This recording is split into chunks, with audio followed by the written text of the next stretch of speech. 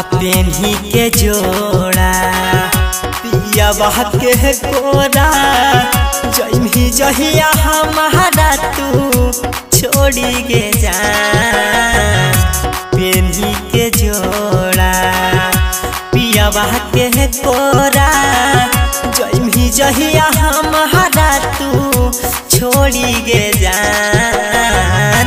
गौआ जबार में ना मुहामा देखब मारले बदिल हवे में गोली गे जान। गौआ जबार में ना मुहामा देखब मारले बदिल हवे में गोली गे जान।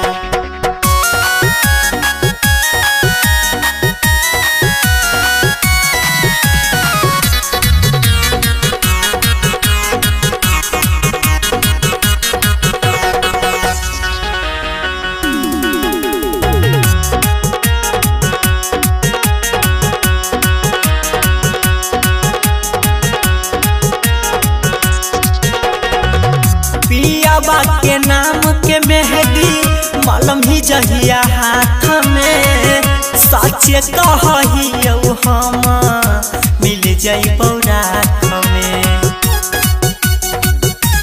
हाँ पियावा के नाम के मेहंदी मलम ही जहिया हाथ में सच्चे कहियो हम मिल जइबौ रात में।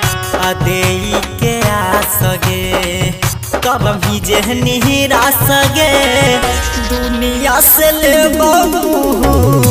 मोड़ी गे जान।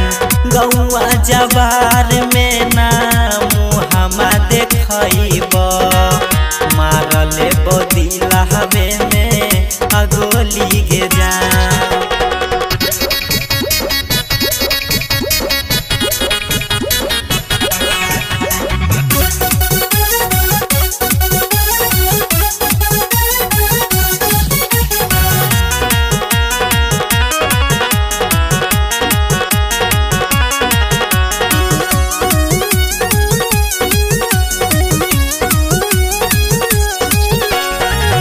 रहबी पराकाश के जहिया बनी जइमी खास गे निरमल बिनय के रुकतौ ओही दिन सास गे।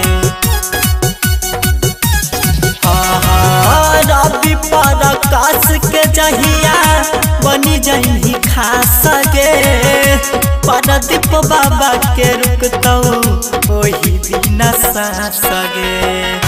राइटर राजेश गे देबहु संदेश गे जइमी जे प्यार के धागा तोड़ी गे जान।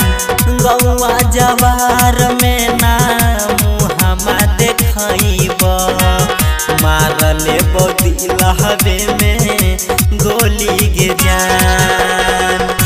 पेन्ही के जोड़ा पियावा के कोरा जइमी जहिया हमारा तू छोड़ी गे जान। गौआ जबार में ना मुहामा देखब मारले बदिल हवे में गोली गे जान। गौआ जबार में